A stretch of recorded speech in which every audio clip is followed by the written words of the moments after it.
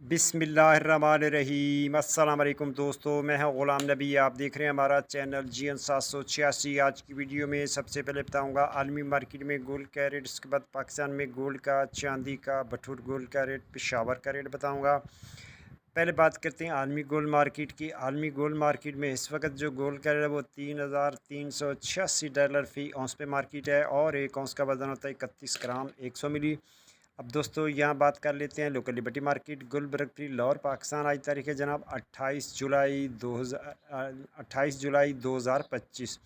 Interbank की बात करें, आज इंटरबैंक में डॉलर के रेट 284 रुपये 80 पैसे। उसके बाद लोकल के रेट की बात करें, लाहौर की इस वक्त जो लाइव रेट है, चांदी के रेट में भी इजाफा हो चुका है, गोल्ड के रेट में भी मसलसल इजाफा ही होए जा रहा है। बात कर लेते हैं आज के गोल्ड के रेट की। तो दोस्तों आज 18 के डी तोले के रेट 2,72,925 रुपये फ़ी तोला।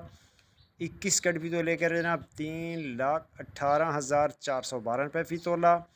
22 के डी तोले के रेट 3,33,575 रुपये फ़ी तोला।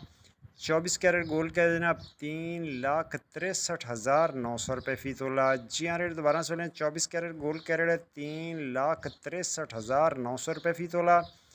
चांदी है 4,000 रुपये फ़ी तोला और लोकल गोल्ड बटूर का रेट 3,59,800 में सेल है। बटूर की वापसी खरीदी 3,58,800 रुपये फ़ी तोला।